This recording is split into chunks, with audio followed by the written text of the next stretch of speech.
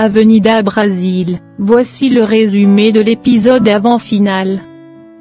Les hommes de Santiago emmènent Typhon de force dans la voiture en utilisant la porte derrière. Il lui fait porter une cagoule. Typhon leur demande où ils vont l'emmener. L'un d'entre eux lui dit le mieux c'est de se taire. Typhon soupçonne c'est Carminha qui est derrière tout ça. Les hommes restent silencieux. Au manoir, Janaína en pleurant, continue de raconter à Jorginho et Rita comment les hommes du père de Carminha ont maltraité Lucho. Elle leur dit encore une fois aujourd'hui il va se passer une chose horrible à cause du père de Carminha. Jorginho se demande qu'est-ce que cet homme manigance. Rita lui dit cela peut être en rapport avec l'affaire du centre commercial puisque beaucoup d'argent va débourser. Jorginho téléphone à Typhon, mais c'est sans réponse. Il décide donc de prendre la direction du Divino. De l'autre côté, les gens s'amusent à fond la cérémonie. Silas profite de rigoler un peu avec Ivana.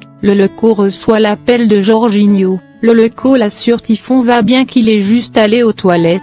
Mona Lisa par la suite vient demander à Le Leco où est passé Typhon. Ces deux prennent chacun une direction à la recherche de Typhon. Carminha en colère contre son père d'avoir lui donné des somnifères afin de l'empêcher voir les parcours. Elle veut savoir où elle est. Santiago lui dit c'est sa propriété privée. Carminha lui demande si c'est tout ce qu'il a réussi d'acheter avec l'argent de la contrebande. Il invite Carminha à s'asseoir pour prendre le petit déjeuner. Il lui dit ensuite aujourd'hui est un jour spécial qu'il faut célébrer. Carminha devient furieuse en apprenant qu'il a fait séquestrer Typhon. Elle est inquiète à l'idée que tout le monde va penser c'est elle qui est derrière tout ça. Santiago lui dit qu'Armen Lucia a disparu que désormais Lucha est sa nouvelle identité comme sa grande-mère maternelle. Il informe tout est déjà prêt pour leur voyage en Italie. Carminha lui demande ce que Typhon va devenir. Santiago lui dit de prendre son petit déjeuner après il va tout lui raconter.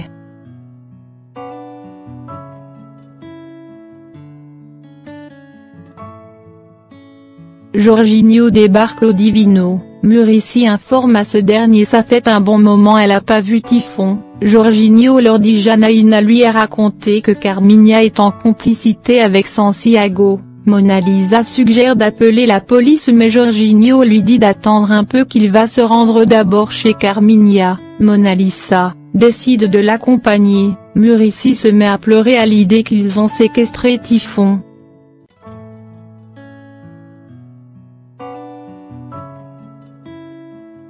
Jorginho, Zeno, Rita, Le Leco et Mona Lisa débarquent chez Carminha mais ils ont trouvé personne.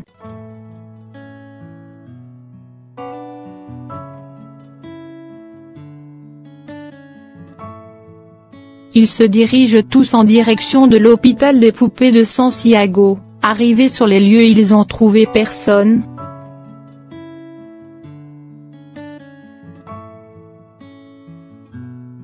De l'autre côté les hommes qui ont séquestré Typhon arrivent enfin dans la maison de Santiago. Depuis la fenêtre, Carminha les observe.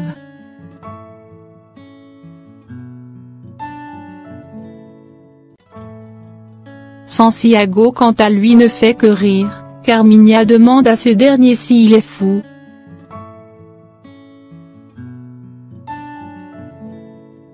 Lucho au manoir raconte à tout le monde c'est Carminha qui lui a révélé que son père préparait quelque chose de louche. Il leur dit Carminha était très peur qu'elle voulait éviter le plan de son père jusqu'au point de lui demander de s'enfuir avec lui. Mona Lisa leur dit tout ça c'est de la tolérance qu'à l'heure actuelle Carminha aurait dû être en prison. Muricy se met à pleurer et dire s'il arrive quelque chose à son fils elle va tuer Carminha de ses propres mains. Le Leco lui demande de se calmer. Ivana se sent coupable parce que c'était elle qui a invoqué l'affaire du centre commercial à Typhon devant Carminha. Zeno leur demande d'attendre le coup de fil des ravisseurs.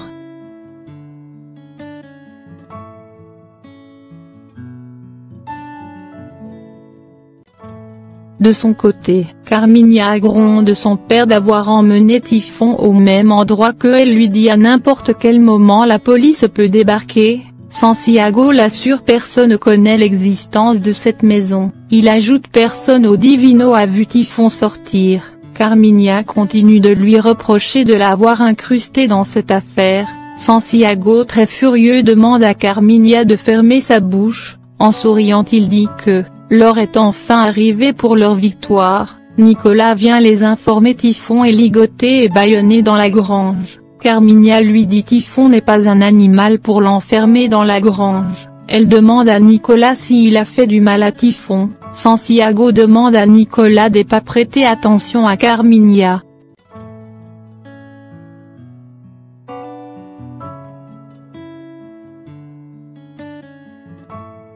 Santiago donne ensuite le téléphone à Nicolas pour contacter la famille de Typhon.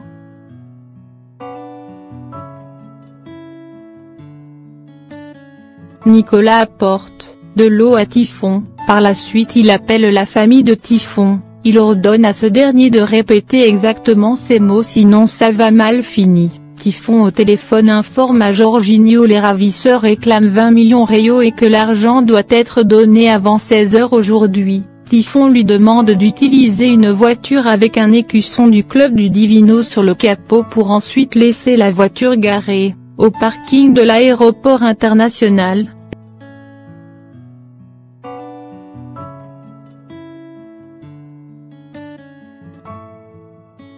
Jorginho en larmes raconte tout à la famille. Le Leco et Jorginho sortent pour retrouver l'écusson du Divino. Nina sort ensuite en direction de la prison pour que Lucinda l'indique une piste, les autres restent à la maison pour prier.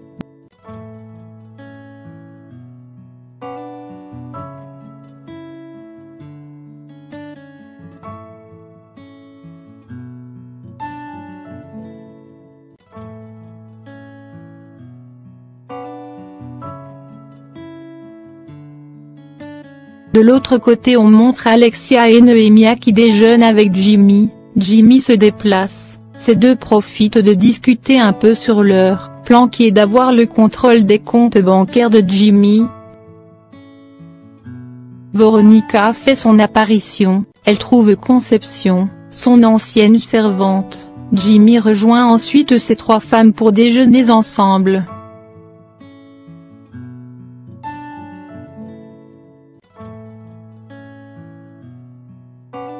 Nina arrive à la prison, Lucinda apprend que Typhon a été séquestré, Nina sollicite son aide pour retrouver Santiago, Lucinda lui demande ce qui s'est passé, Rita lui fait savoir c'est Santiago en complicité avec Carmigna qui a séquestré Typhon, Lucinda lui dit Santiago est un saint qu'il serait incapable de faire une chose pareille, Nina lui dit Santiago n'est pas la personne que tout le monde croit. Rita l'annonce ensuite la mort de Nilo qui a été empoisonné par Santiago, Lucinda prend la défense de Santiago.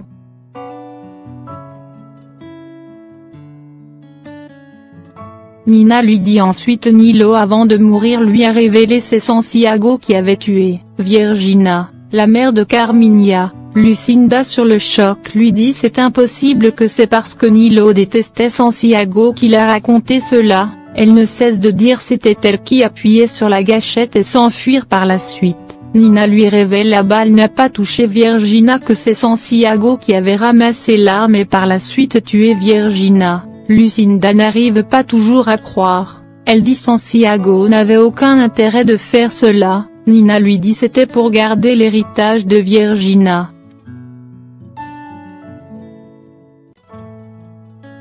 Lucinda se met à pleurer elle demande comment Nilo a su tout ça, Rita dit c'est Carmigna qui a tout révélé à Nilo d'avoir vu son père tuer sa mère, Lucinda en pleurant continue de défendre Santiago s'appuyant sur les mots d'amour de Santiago, elle refuse de croire malgré Nina essaie de la convaincre. Nina par la suite lui demande des informations sur les propriétés privées de Santiago, Lucinda l'indique un endroit, elle continue de prendre la défense de Santiago, la geôlière vient l'informer la visite est terminée, avant de retourner dans la cellule Rita lui révèle les derniers mots de Nilo qui disait qu'il ne cessera jamais de l'aimer, elle fond en larmes Rita lui prend dans ses bras.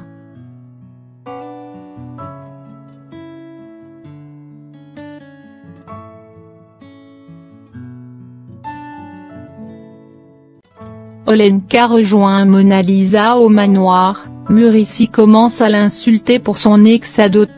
Jorginho et Leloko viennent les annoncer qu'ils ont trouvé la voiture et l'écusson pour apporter de l'argent. Jorginho est furieux d'apprendre Rita est allée à la prison toute seule. Voyant comment Muricy traite Lucinda de criminelle, il raconte à tout le monde. Nilo a révélé à Rita que c'était Santiago qui a tué sa propre femme et faire Lucinda porter le chapeau depuis tout ce temps. Jorginho leur raconte ensuite sa visite avec Rita au quartier de son hôpital de poupées qu'ils ont vu des bandits sortir à l'intérieur.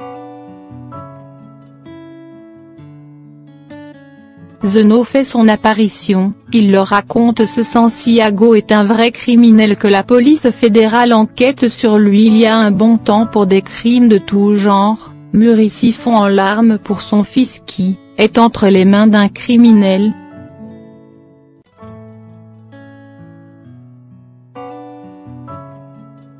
De l'autre côté, Carminha continue d'insulter Santiago d'avoir séquestré Typhon. Santiago réclame son calme, il informe dans peu de temps Jorginho va apporter l'argent, Carminha l'avertir si jamais quelque chose arrive à son fils elle va le tuer. Santiago lui dit Jorginho est un meilleur choix parce que avec lui ils vont rien tenter. Santiago par la suite demande à Nicolas d'aller se rendre sur les lieux pour recevoir l'argent.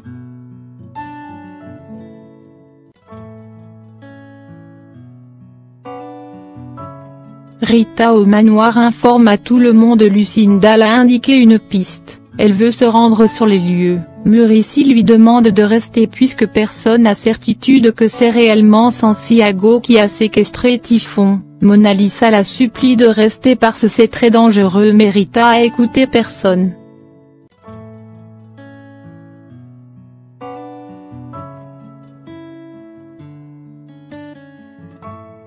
Carminha se rend aux toilettes, une fois retournée au salon elle est surprise de voir Typhon, Santiago éclate de rire, Carminha très furieuse s'en prend à son père d'avoir emmené Typhon au salon, Santiago l'interdit de lui parler sur ce ton, Typhon demande à Carminha si tout ça c'est un règlement de compte. Santiago prend la parole et dit sa fille veut juste récupérer ce qui lui appartient, il reproche à Typhon de n'avoir pas été généreux envers sa fille que la séquestration est le seul moyen d'obtenir un peu d'argent. Typhon leur dit c'est impossible de s'enfuir avec son argent parce que toute la police sera à leur recherche. Typhon leur demande de bien profiter tant qu'il est temps, Santiago fait son drôle emmène de nouveau dans la grange.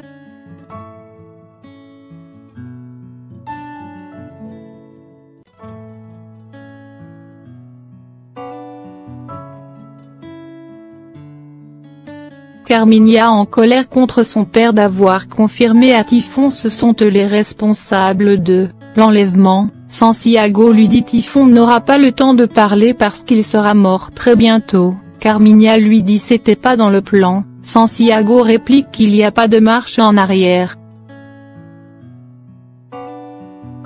Jorginho arrive enfin à l'aéroport, Nicolas à une certaine distance l'observe en train de garer la voiture.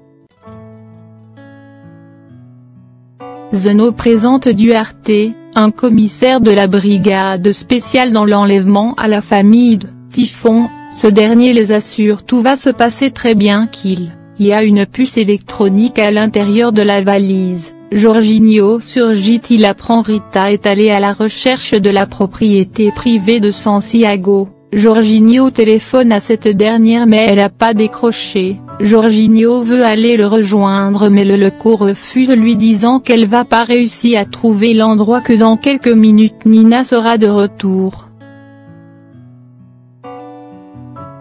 Nicolas de l'autre côté se rend dans un coin, pour vérifier si exactement l'argent est à l'intérieur de la voiture, par la suite il échange la valise de la rançon. Nina de son côté demande des informations aux gens dans la rue afin de retrouver l'endroit exact de la propriété de Santiago.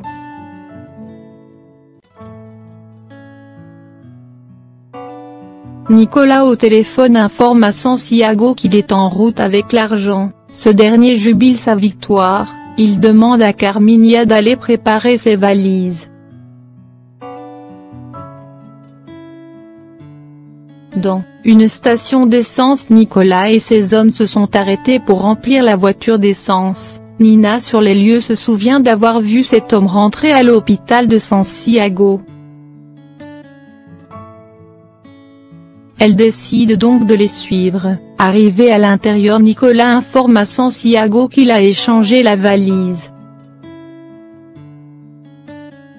Nina au téléphone informe à Jorginho l'endroit où ils détiennent Typhon. Zeno note toutes les indications. Jorginho lui demande de pas bouger où elle se trouve.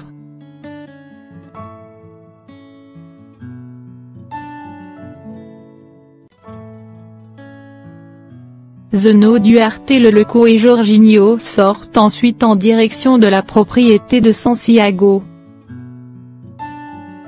Carminha de l'autre côté supplie son père de pas tuer Typhon, elle l'encourage de lui donner des somnifères mais Santiago reste ferme sur sa décision. Rita parvient à rentrer sur la cour, elle finit par retrouver Typhon dans la grange. Pendant qu'elle détache Typhon, Santiago et ses hommes surgissent, l'un des hommes pointe son arme sur Rita. Rita leur dit c'est pas la peine de partir car la police ne va pas tarder pour arriver. Santiago gifle Rita et leur donne de se taire. Il fait attacher ces deux et les emmener par la suite dans la voiture.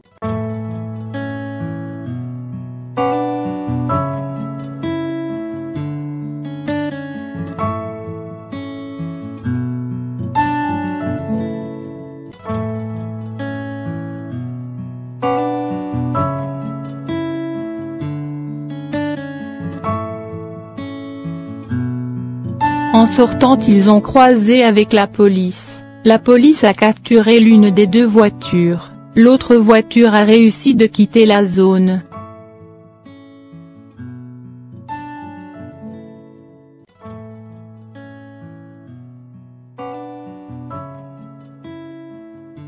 Arrivé sur les lieux, Carminha descend la voiture. Santiago prend l'arme entre les mains de Nicolas pour en finir avec Rita et Typhon. Il fait Typhon et Rita sortir de la voiture.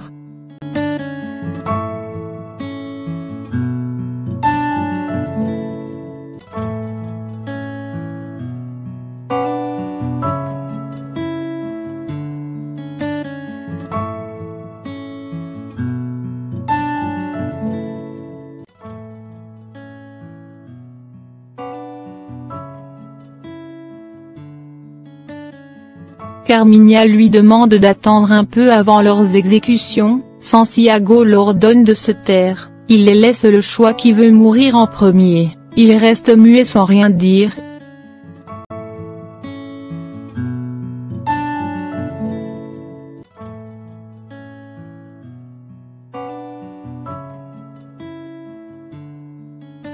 Pendant qu'il s'apprête à tirer, Carminha pousse le bras de son père, la balle a atteint le vitre de la voiture.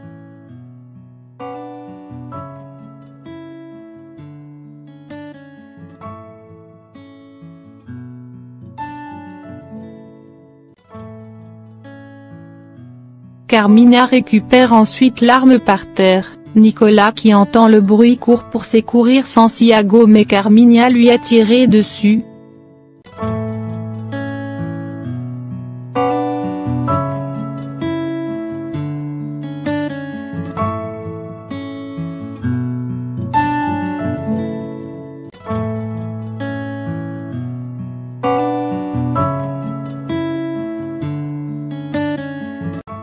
Elle se lève pour quitter les lieux. Santiago se met à hurler le nom de Carminha, elle retourne et pointe l'arme sur son père.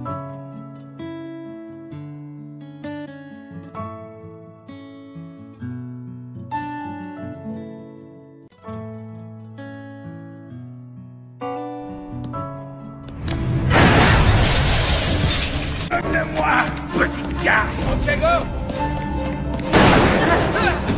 Carminha!